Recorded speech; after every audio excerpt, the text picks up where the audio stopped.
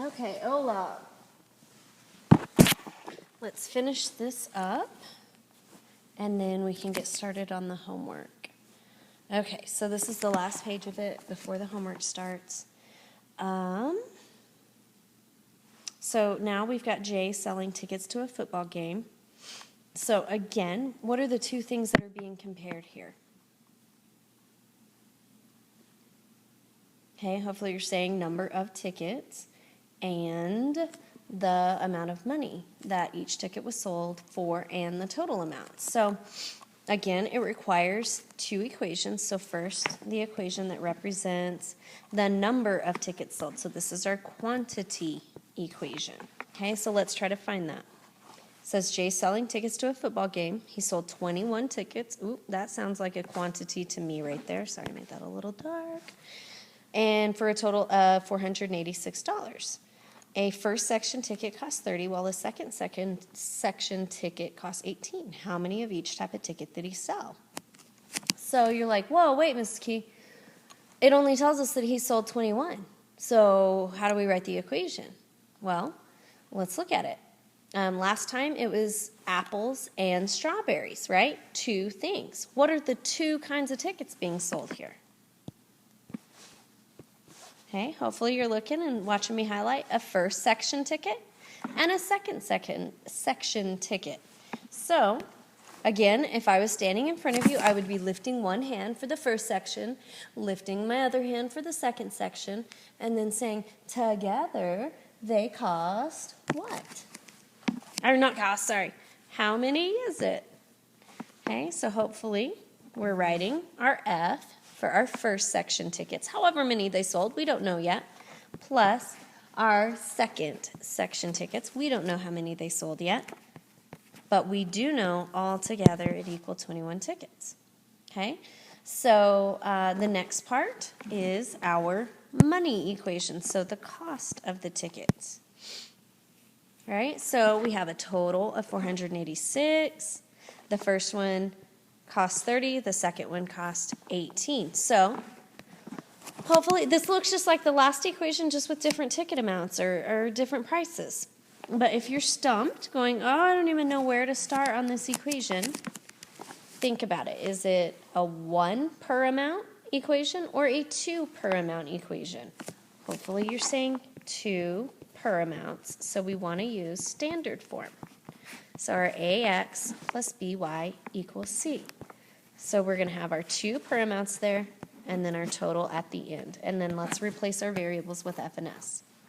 Okay, so our first section ticket costs what? $30 per first section ticket, so 30F. Okay, the second section ticket costs 18, okay, per second section, and it equals the total of what? 486. Okay, so there that is. And again, you don't have to solve these just yet. We're going to learn strategies on how different ways that we can solve them later. Okay, I'm going to go ahead and delete this. Mrs. Schumacher, if you want to pause me, or here, just hang on. I'm getting to the homework page. You guys need to be getting to the homework page as well. If you need to pause me so that you can pass those out, feel free.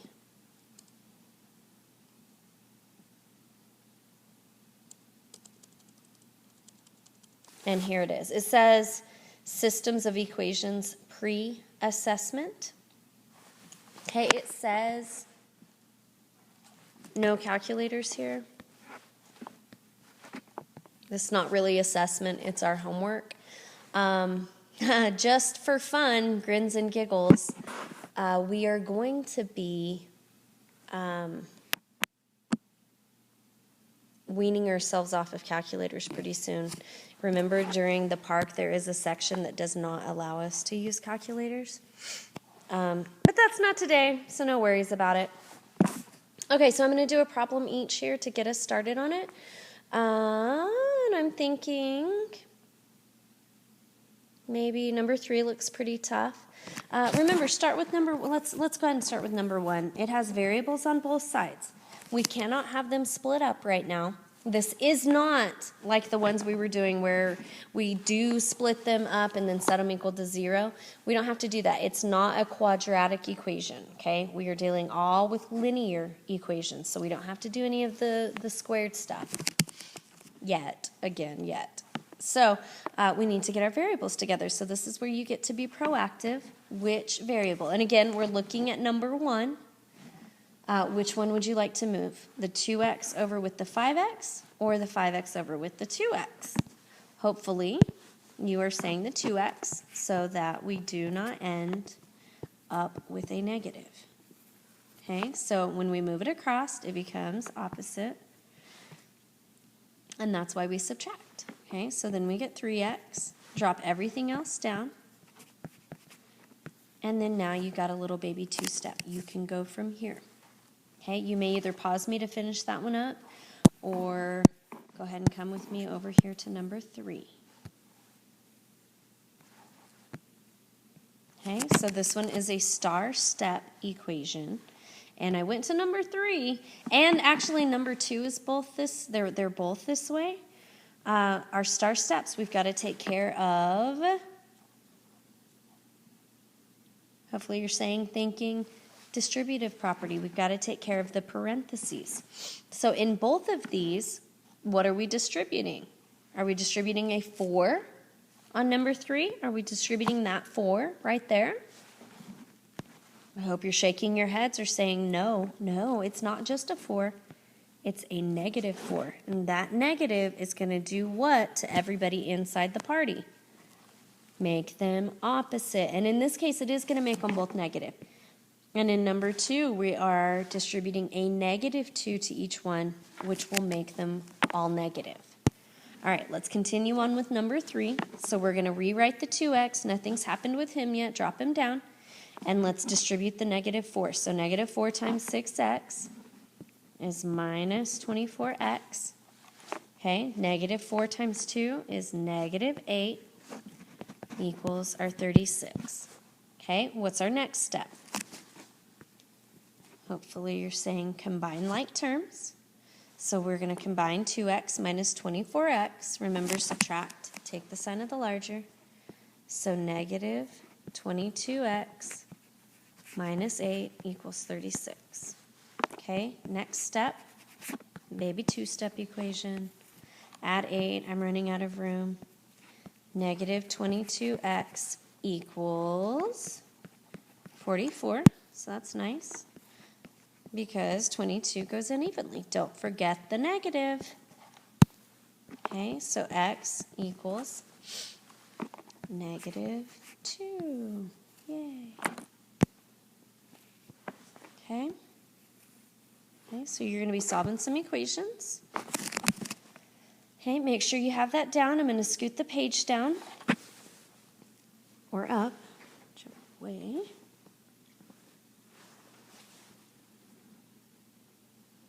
Okay, so let's look at number 4 through 6. It says simplify each expression and show your work on a separate piece of paper. So,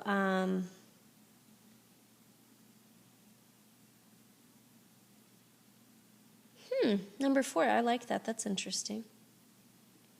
It says y equals 4x minus 2 if y equals 2x plus 6. So check this out. If I just have this first equation, okay, this one right here, y equals 4x plus 2, can we solve that right now? No, right? It has 2 variables. We have to have 2 equations. Oh, look, yay, we do have 2 equations, but it doesn't just give us the value. It doesn't say like y equals 3, and we can plug in the 3. It says y equals this whole deal of 2x plus 6. So what can we do with that 2x plus 6? Did you think about that? We can replace that whole other y with what that one equals. So that's what we're going to do with it. Okay, so we're going to replace that. So on this side of the equal sign, instead of y, we're going to have 2x plus 6. Okay, and then I'm going to continue on, equals our 4x minus 2. Awesome. Okay, so now we've got a variables on both sides. Which one would you move first? Hopefully you say the 2x. We want to subtract 2x to each side.